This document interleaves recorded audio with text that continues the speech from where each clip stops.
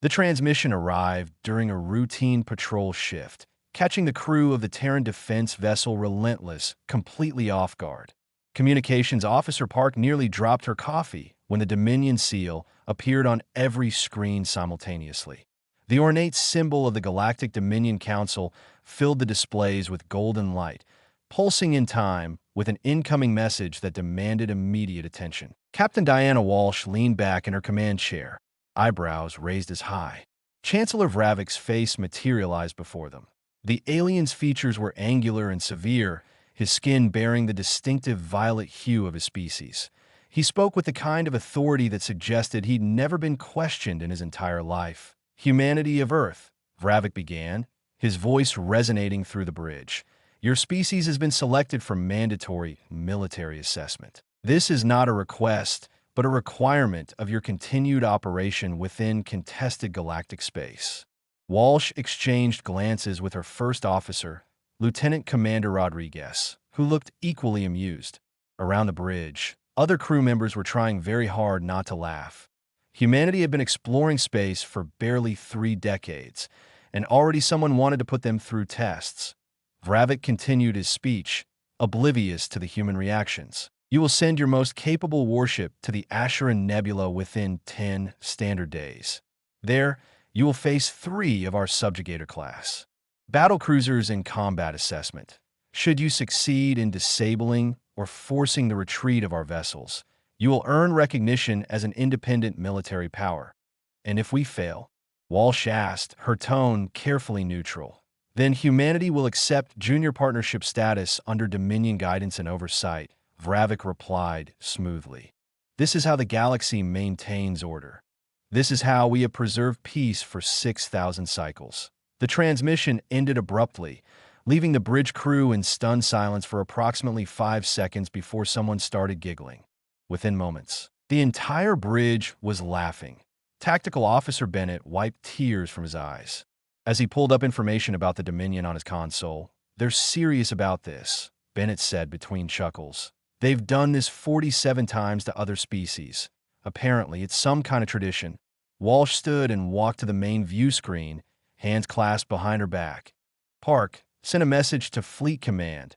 Tell them we've been invited to a very special party and we'd like permission to attend." The response from Earth came faster than expected.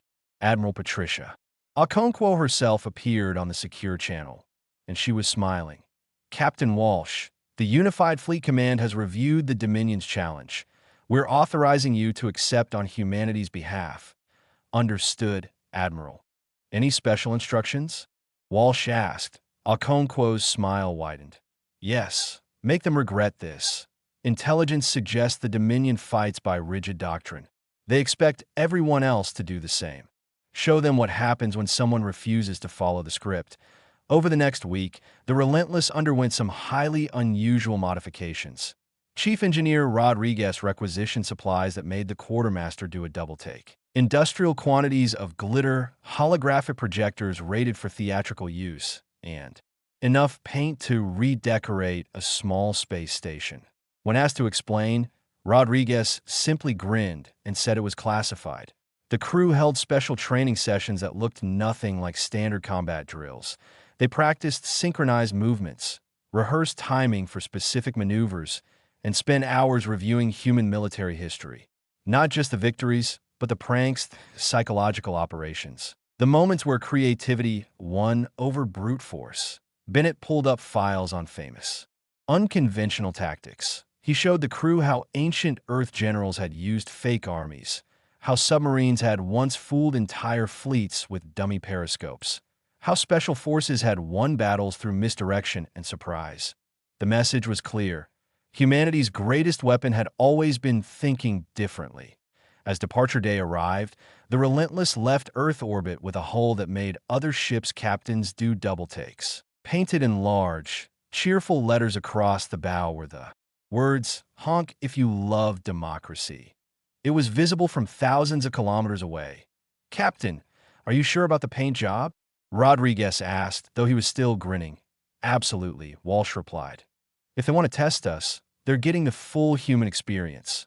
That includes our complete inability to take ourselves too seriously. The journey to the HFY Nebula took 3 days. During that time, the crew prepared what they were calling Operation Confused Overlord. Every department had specific tasks, some of which seemed completely ridiculous until Walsh explained how they all fit together. The Dominion expects a military engagement, she told her senior staff during the final briefing. They've fought countless battles, perfected their formations, established protocols for every scenario. What they haven't prepared for is an opponent who treats war like performance art. Park raised her hand.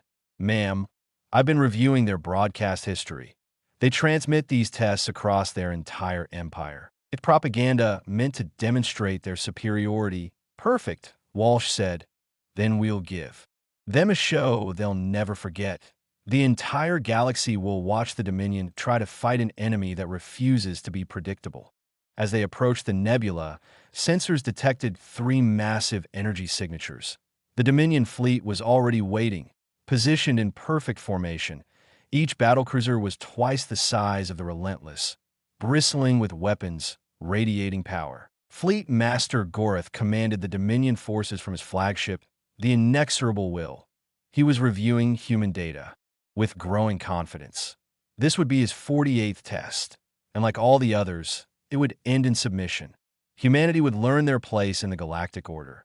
What Gorath didn't know was that the Relentless crew had spent the last 3 days practicing something no military force had ever attempted. They were going to wage war through comedy, demonstrate superiority through absurdity, and win by making the entire concept of the test look ridiculous. Walsh took her position in the command chair and addressed her crew one final time. Remember, everyone, we're not here to beat them in conventional combat. We're here to make them question everything they think they know about warfare. Let's show the galaxy what humanity does best. The Relentless entered the HFY Nebula, broadcasting yakety sax on all frequencies. Fleet Master Gorath's morning began with reports that made absolutely no sense. His sensor technician kept insisting the human vessel was broadcasting something called music on military frequencies, but the analysis software couldn't classify it as any known communication protocol. The sound was chaotic, featuring what seemed to be wind instruments playing at frantic speeds. Silence that noise, Gorath commanded, but his communications officer shook his head helplessly. Sir, they're transmitting on every available frequency. If we block them, we lose our own tactical channels. Through the bridge viewports, the human ship came into view, and Gorath felt his confidence waver for the first time in decades. The vessel's hull bore a message in bright yellow paint that his translator struggled with before finally rendering it as "honk if you love democracy." He had no idea what that meant. Captain Diana Walsh opened a communication channel, her face appearing on Gorath's screen, with an expression that seemed far too cheerful for someone about to face overwhelming odds. "Good morning, Fleet Master. Thank you so much for inviting us to this delightful event. Do you folks have snacks? We brought popcorn if you'd like some." Gorath blinked slowly. In 6,000 years of Dominion history, no species had ever offered food during a military assessment. He cleared his throat and began reciting the traditional challenge speech, words that had preceded 47 previous tests. "By the authority of the Galactic Dominion Council, I, Fleet Master Gorath, do hereby—" Sorry, Walsh interrupted, holding up one hand. "Could you send me the written version? You talk kind of fast, and I don't want to miss anything important. Also, is that speech copyrighted? Because it's really good, and I might want to use parts of it later." In the observation galleries across Dominion space, where citizens gathered to watch these demonstrations of power, confused murmuring spread through the crowds. This wasn't how tests were supposed to proceed. The aliens were meant to be frightened, perhaps defiant, but never this casual. Gorath powered through his speech, determined to maintain proper protocol despite the interruptions. When he finally finished, he expected the humans to assume combat positions. Instead, their ship performed a complete barrel roll, rotating 360 degrees for no apparent tactical purpose. "Did you see that?" Tactical Officer Bennett's voice came through on the open channel. "I told you the sensors would track a full rotation. Rodriguez, you owe me 50 credits." The Dominion battlecruisers moved into Formation Delta 7, a classic 3-point attack pattern that had never failed. Gorith's weapons officers achieved target lock on the Relentless within seconds. Following standard procedure, he ordered a warning shot across the human ship's bow. The plasma lance streaked through space, passing within meters of the Relentless hull. It was a perfect shot, calculated to demonstrate precision without causing damage. The humans were supposed to respond with heightened defensive posture. Walsh's response came immediately. "Oh wow, that was beautiful. The way the plasma ionizes the nebula gases creates such pretty colors. Can you do that again? Maybe aim a little to the left this time. I want to get it on video." Gorith is second in command. Captain Releth leaned close and whispered, "Sir, they appear to be treating this as entertainment." "I can see that, Captain," Gorith replied through clenched teeth. He ordered his fleet to advance, weapons charged to 30% power.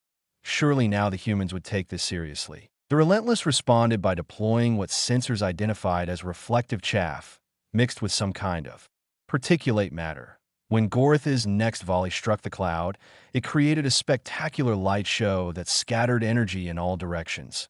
More concerning was the composition analysis that appeared on his tactical display. "Sir," his science officer reported, voice uncertain. "The particulate matter in their defensive cloud includes iron filings, rare earth elements, and something our computer identifies as craft-grade decorative glitter." Gorith stared at the report. "Glitter?" "Yes, sir. Specifically, it appears to be the type used in children's art projects. Across the galaxy, species watching the broadcast were having similar reactions. On the aquatic world of Tethys, scholars gathered around viewing pools were chittering with confusion. In the merchant stations of the Freelance Coalition, betting odds were shifting rapidly. Nobody had ever seen anything like this. The Relentless suddenly accelerated directly toward the Dominion formation at speeds that suggested either a ramming attempt or complete loss of control. Gorith ordered evasive maneuvers, his 3 battlecruisers breaking formation to avoid collision. But the human ship wasn't trying to ram anyone. It executed high-speed flybys of each Dominion vessel, close enough that proximity alarms screamed on every bridge. As it passed, something launched from the Relentless ventral tubes. Paint markers. Bright pink paint markers that splashed across the hulls of all 3 battlecruisers, leaving cheerful, smiley faces on vessels that had intimidated entire star systems. Gorith watched in horror as his prestigious command ship was tagged like a wall in some urban district. "They painted us," Captain Releth said, his voice flat with disbelief. "I have eyes, Captain." Gorith snapped. He opened a channel to the Relentless, ready to demand proper military conduct, but before he could speak, the most terrible sound he'd ever heard filled every speaker on his bridge. It was an air horn. Specifically, it was the loudest, most obnoxious air horn noise ever transmitted through the vacuum of space. The acoustic weapon hit a frequency that made Dominion ear structures physically recoil. Several officers grabbed their heads in pain. When the sound finally stopped, Walsh's voice came through again, still impossibly cheerful. "Sorry about that. We thought you might be falling asleep. This test has been going on for a while, and we wanted to make sure everyone stays alert." Gorith looked at his tactical display, at his paint-stained ships, at the enemy vessel that continued broadcasting that insane music. For the first time in his long military career, he had absolutely no idea what to do next. His training had prepared him for brave enemies, cowardly enemies, technologically superior enemies, and overwhelming numbers. Nothing had prepared him for enemies who treated warfare like an elaborate joke. "Fleet Master," his communications officer called out. "We're receiving a transmission from High Command. Admiral Corthan wants a status report." Gorith had no idea what to tell them. 3 hours into what should have been a straightforward military demonstration, Fleet Master Gorith convened an emergency meeting with his ship commanders. Through holographic projection, Captain Releth and Captain Horvin appeared in his ready room, both looking as disturbed as he felt. "Gentlemen," Gorith began, then paused. He'd commanded fleets through rebel uprisings, pirate raids, and border conflicts. He'd never had to explain that his battle group was being humiliated by a single vessel. "Deploying party supplies. We need a new strategy. They're not fighting," Releth observed. "Every doctrine we have assumes both sides engage in actual combat. These humans are doing something else entirely." Horvin pulled up tactical data on his side of the connection. I've analyzed every maneuver they've made. Nothing follows standard patterns. It's as if they studied our methods specifically to do the opposite. Outside, the Relentless had split into 4 distinct sensor signatures using holographic projections. Each image performed different actions. One was flying in loops, another broadcasted recipes for something called pasta carbonara. A third was showing educational videos about Earth animals called honey badgers, and the real ship was quietly repositioning to a superior tactical position. Gorith's weapons officers were trying to determine which target was real, firing at each signature in turn. Plasma lances passed harmlessly through 3 holograms before finally striking the actual Relentless, which barely registered the impact on its shields. Your aim is improving. Walsh's voice came through on the open channel. That one almost tickled. Would you like some constructive feedback on your firing solutions? Meanwhile, on Earth, Admiral Okonkwo was receiving real-time updates from intelligence officers monitoring Dominion communications. Commander Lewis had managed to tap into their tactical networks, allowing Earth to hear the confusion spreading through Gorith's fleet.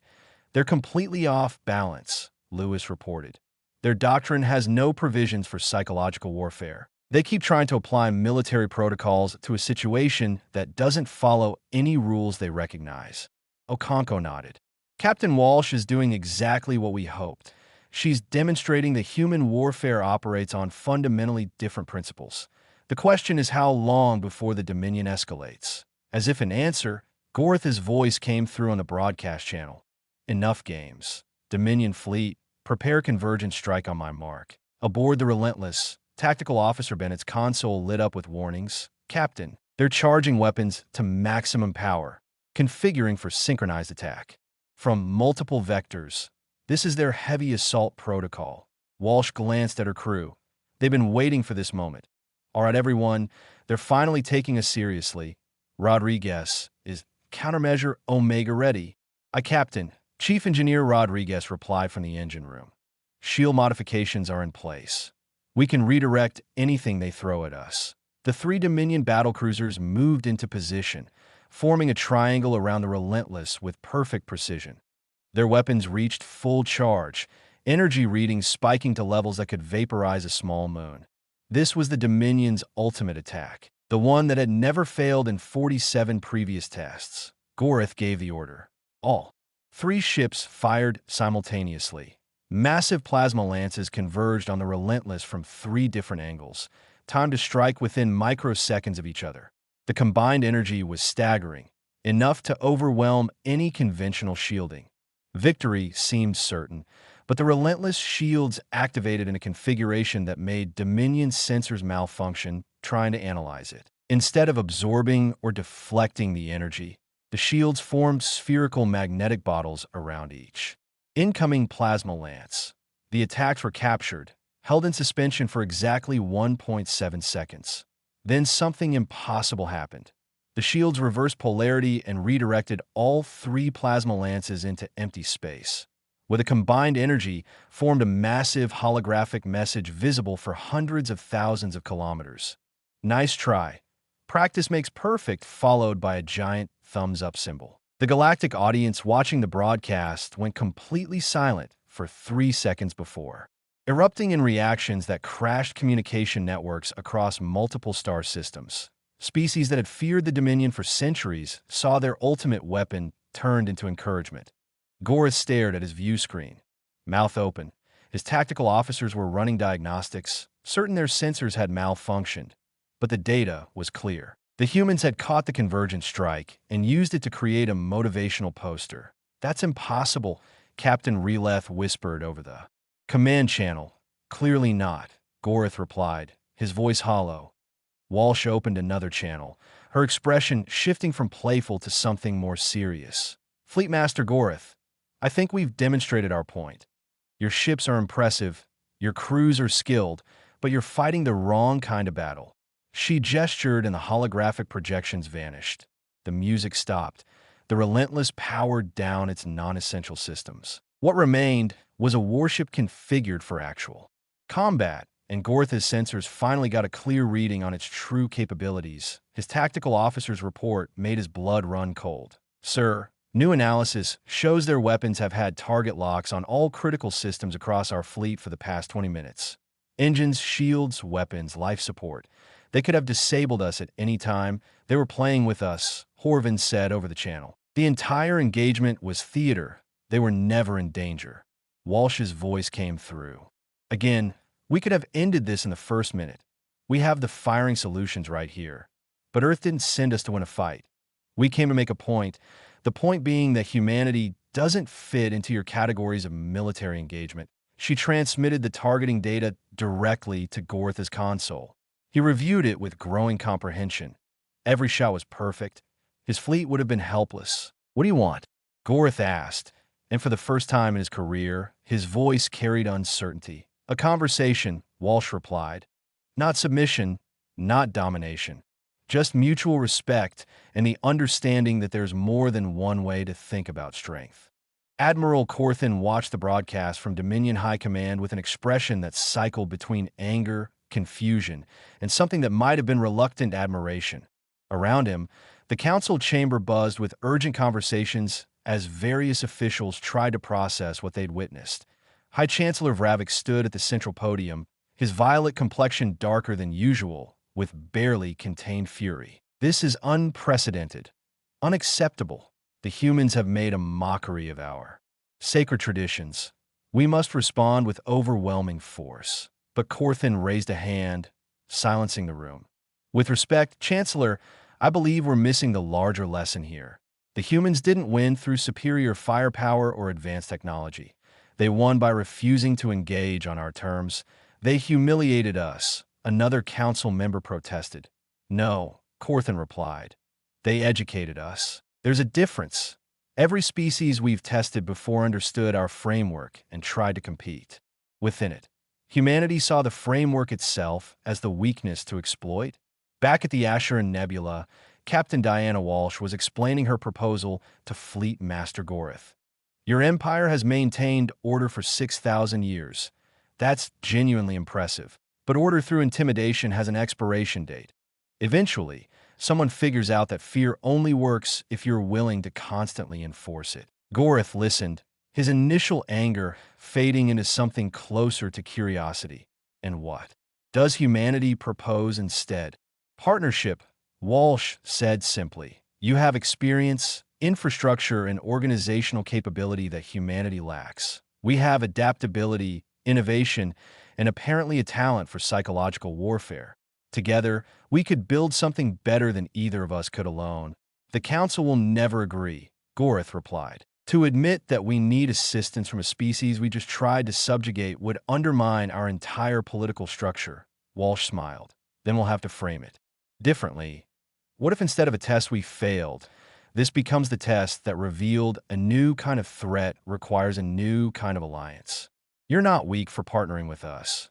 You're smart for recognizing that the galaxy is changing. On Earth, Admiral Okonkwo received a priority transmission from Dominion High Command. Admiral Corthin's face appeared on her screen, and she noted with interest that he looked more thoughtful than hostile. Admiral Okonkwo, I am authorized to propose suspension of the current test pending diplomatic negotiations, Corthin said. The Council believes further military engagement would be counterproductive. We agree, Okonkwo replied. Captain Walsh has orders to cease active operations and withdraw to neutral positions.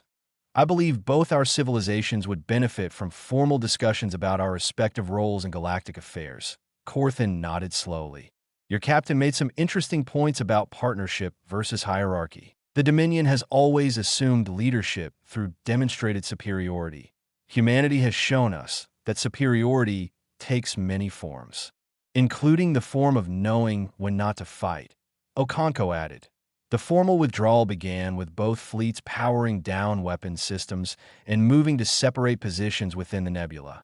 But before the Dominion battlecruisers could complete their departure, Chief Engineer Rodriguez sent an unexpected message to Gorth's engineering staff. Hey, this is Rodriguez from the Relentless. Your plasma lance systems are incredible. We've never seen such efficient energy transfer. Would you be willing to share some technical specifications? We'd love to compare notes on thermal management. The request was so genuine and professionally curious that Gorth's chief engineer responded without thinking. Within minutes, Dominion and human engineering staff were engaged in enthusiastic technical discussion about weapons systems, shield configurations, and power distribution networks. Gorth watched this interaction with growing amusement. An hour ago, these ships had been exchanging fire. Now, their engineers were collaborating like colleagues at an academic conference. He opened a private channel to his chief engineer. "Are you actually helping them improve their weapons?" Gorth asked. His engineer replied cheerfully, "Sir, they're helping us improve ours. Did you know they've developed a modular shield configuration that can adapt to different weapon types in real time?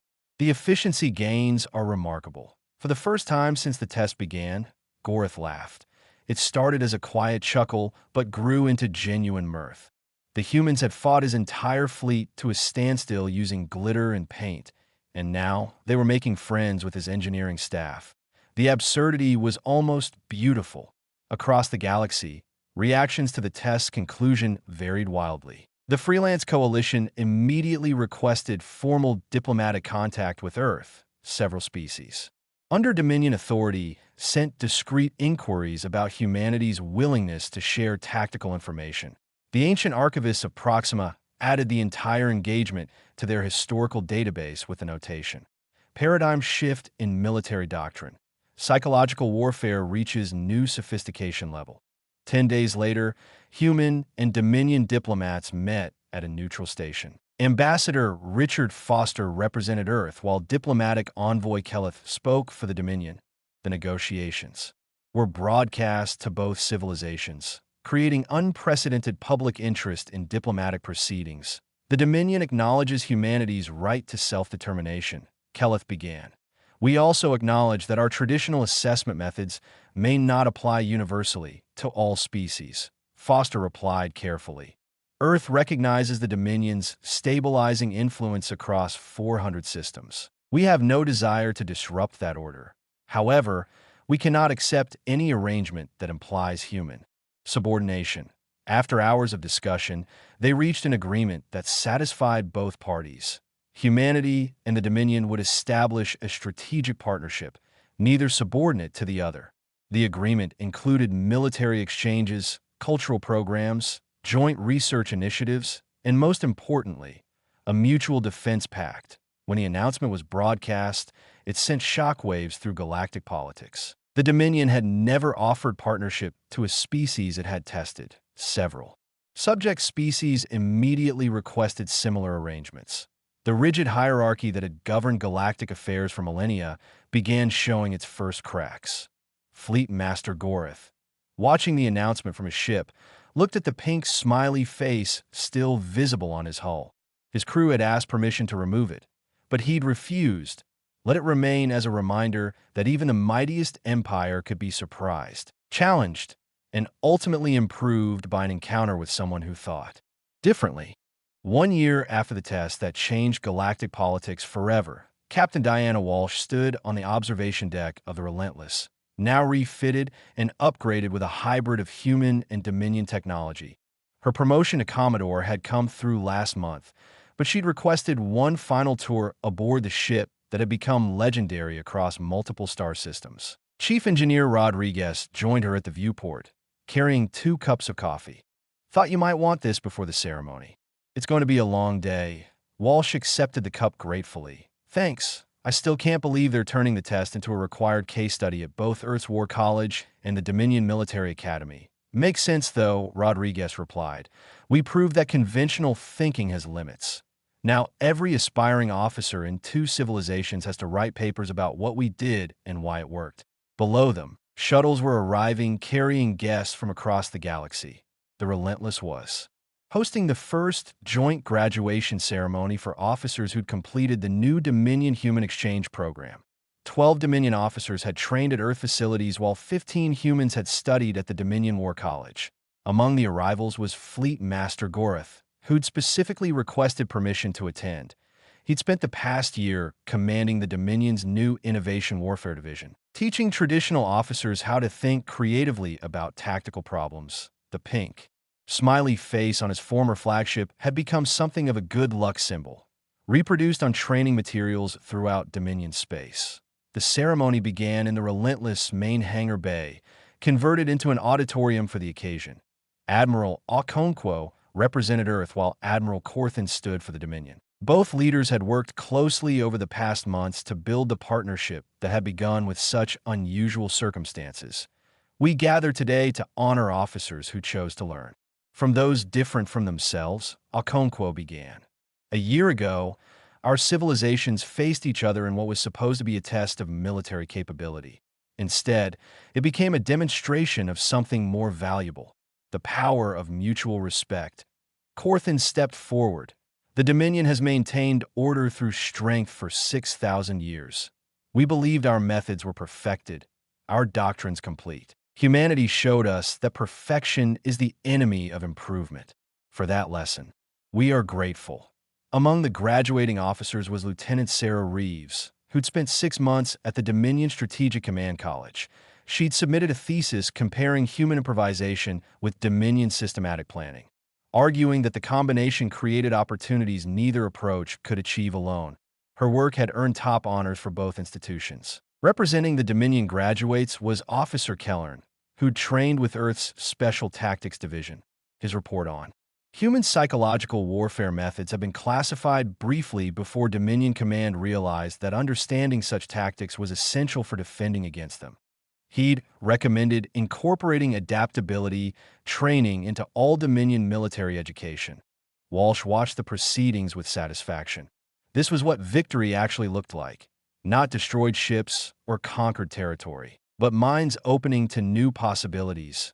She thought about the absurd message still painted on the relentless hull and smiled. Sometimes the most powerful weapon was the willingness to look ridiculous while making a serious point.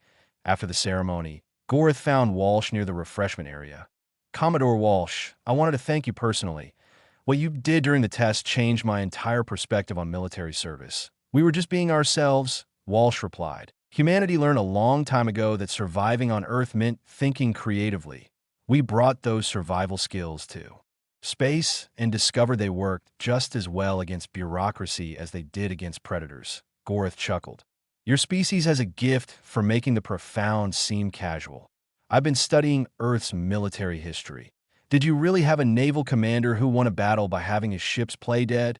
Admiral Yi Sun-sin at Myongyang, Walsh confirmed. Outnumbered 13-1, he lured enemy ships into a narrow strait where their numbers became a disadvantage. Tactics over firepower. It's kind of our thing. The conversation was interrupted by an urgent communication. Tactical Officer Bennett's voice came through on Walsh's communicator. Commodore, we're receiving a distress call from a colony in the Outer Reach. Pirates are attacking civilian transports. Walsh excused herself and rushed to the bridge with Goreth following. The tactical display showed a small settlement under assault by raiders. Standard response protocol would take hours to authorize and deploy. Lives would be lost. Captain Hayes, you have command of the Relentless, Walsh said to her designated successor. I recommend immediate departure to assist. The Dominion-Human Mutual Defense Pact covers protection of civilian populations. Hayes nodded and began issuing orders, but something unexpected happened. The pirate vessels, scanning the approaching ship, recognized its designation. One of their captain's voices came through on the open channel. That's the Relentless, the ship that humiliated the Dominion fleet. Pull back. Pull back. I want no part of whatever they might do. The pirates fled before a single shot was fired. The colonists were saved by reputation alone. Goreth watched this unfold with wonder. They ran from a name. They ran from an idea, Walsh corrected. The idea that fighting us might involve things they can't predict or defend against. Fear isn't just about firepower. It's about uncertainty. As the Relentless completed its rescue mission and prepared to return to base, Walsh took one last walk through its corridors. She'd commanded this ship through the strangest military engagement in history, and in doing so, had helped reshape how two civilizations thought about power. In her ready room, she recorded a final log entry. The galaxy assumed humanity would either conquer or be conquered. We chose a third option. To be ourselves so completely that others had to reconsider their assumptions. 1 year later, that choice is still echoing across hundreds of worlds. The test was supposed to determine our place in galactic society. Instead, it showed that our place is wherever we choose to make it, doing things our own way, and inviting others to think differently alongside us. She sealed the log and looked at the view screen showing distant stars. Somewhere out there, other species were watching humanity and wondering what these strange newcomers would do next. Walsh smiled. Whatever it was, it definitely wouldn't be boring.